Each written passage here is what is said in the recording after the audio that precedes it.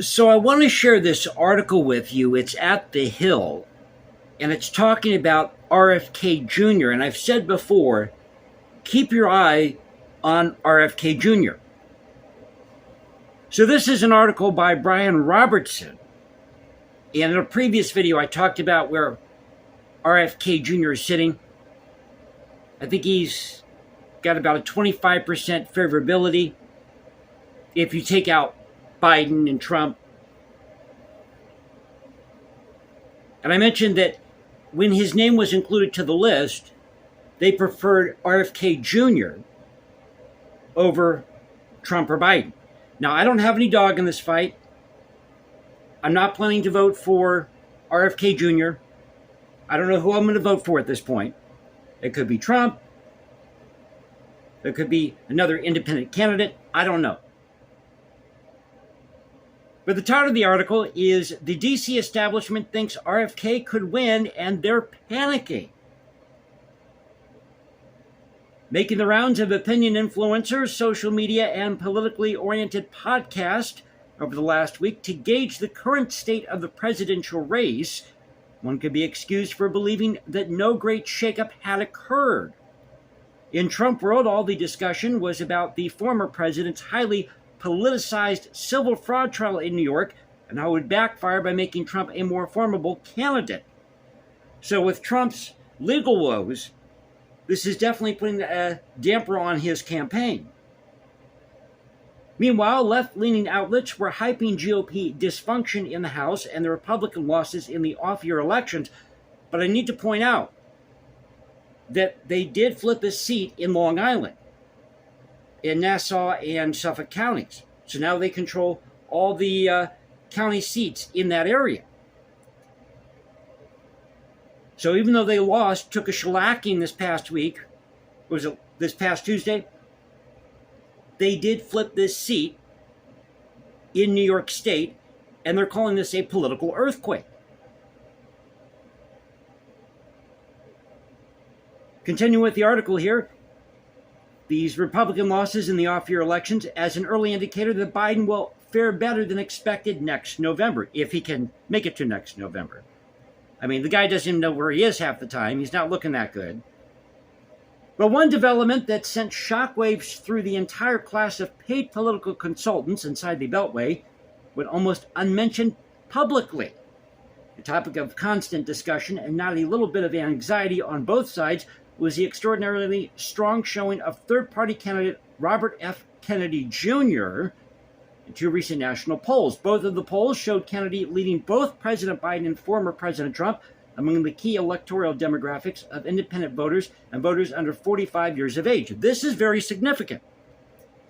So I would not dismiss RFK Jr. In fact, when I first saw him running, I thought to myself, we could have RFK Jr. as a president. And the reason why is because there is this love affair with the Kennedys. I don't know what it is, but people, it's like the Clintons. There's like a certain mystique, although their star dwindled somewhat towards the end of the last century, end of the 20th century. But there is this fascination with the Kennedys, with the Clintons, and especially the Kennedys. Just how disturbing is this development for the uniparty establishment in Washington?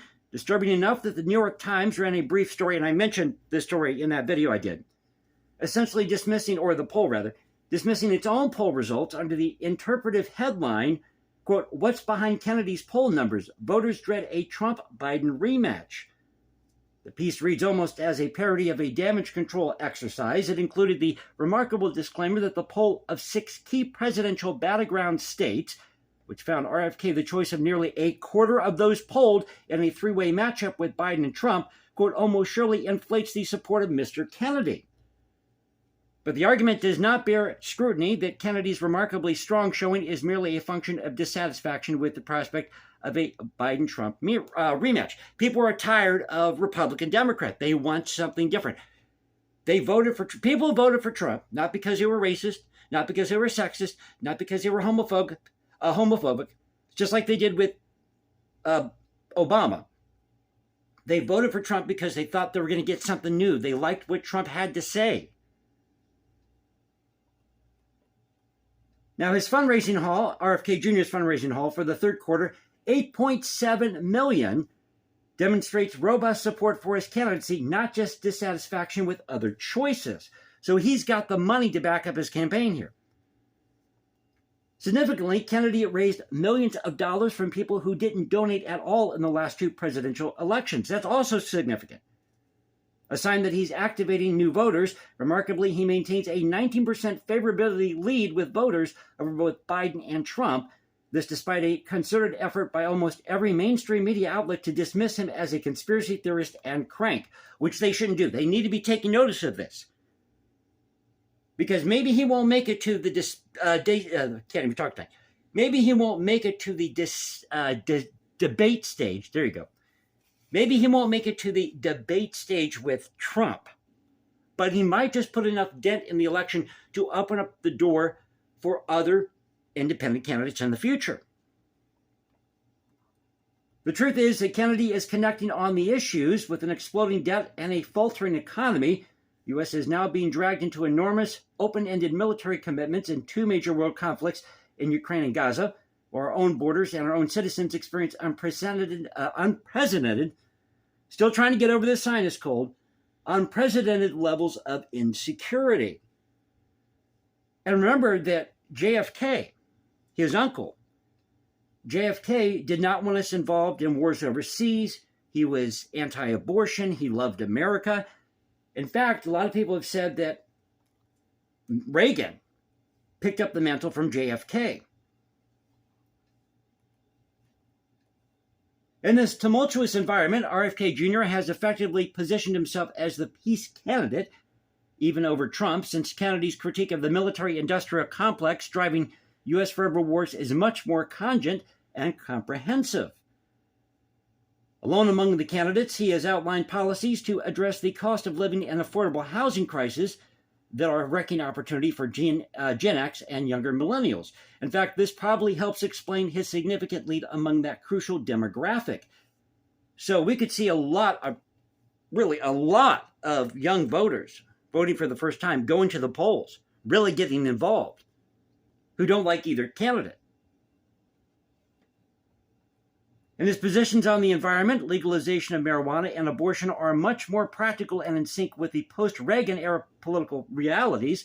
In fact, I'm willing to bet here that RFK Jr. has more in common with Reagan. I know he's kind of out there with his environmental policies, but I'm thinking that he's got more in line with Reagan, and that's what people are looking for, is a Reagan-esque type presidency. They thought they'd get that with Trump. But I'm thinking that's what they're really looking for, and they don't want it to come from the Republican Party or the Democrat Party.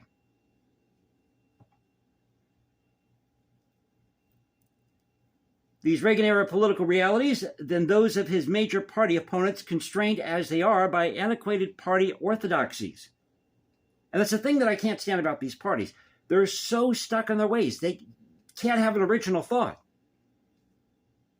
You see these debates, and it's like they're all reading from a script. Just be yourself and be real. That's what people want. Be real. I'm tired of the script. I'm tired of you giving me the cheesy smile on TV, Vivek Ramaswamy. Kennedy has also positioned himself as the constitutional candidate with his consistent defense of free speech and civil liberties, and this is important in an age of unprecedented threats from federal government and intelligence community monitors of so-called, quote, disinformation and media platforms in willing or forced compliance with demands to crack down on speech deemed dangerous. But it's Kennedy's flexibility and ability to transcend easy liberal conservative political branding, which is perhaps most apparent in his early critique of the Biden administration's disastrous open borders policy, which has left mayors of solidly blue Democratic sanctuary cities unable to deal with the flood of new migrants. This is kind of a lengthy article, so thanks for bearing with me. RFK's populist orientation allows him to recognize that a policy supported for cynical electoral reasons by one party and cynical economic reasons by the other is actually in the interest of no one, including the migrants themselves. Given the polling on the migrant crisis, it stands to reason that Kennedy's practical and detailed plan to seal the border and end the crisis is one major reason for his surprising strength. And this is key here. Make no mistake, The Beltway establishment is spooked. Their strategy seems to get Kennedy to spend all of his money on personal security. This explains the Biden administration's remarkable decision to deny him Secret Service protection and on qualifying for ballot access by burying his independent campaign under a mountain of legal fees through well-funded lawfare strategies to block ballot access in the states. It remains to be seen whether these anti-democratic measures will be successful in derailing what appears to be a genuine populist insurgency. So thank you for bearing with me here as I work through this. It's pretty wordy, this article, but it's a good article at the Hill. Go check this out. Robert F. Kennedy Jr. is giving the D.C. establishment a run for its money. Try the article again. The D.C. establishment thinks RFK could win, and they're panicking, by Brian Robertson. If you enjoyed the video, you know what to do. You can also follow me at Instagram, #JasonComposes, because I write music in my spare time. Or you can find me at X, Culture Confederacy, at CultureConfed1 on X. This is the Culture Confederacy saying peace out, stay safe, everybody. God bless this thing called the United States. I'll catch you next time, and you all have a great Sunday night.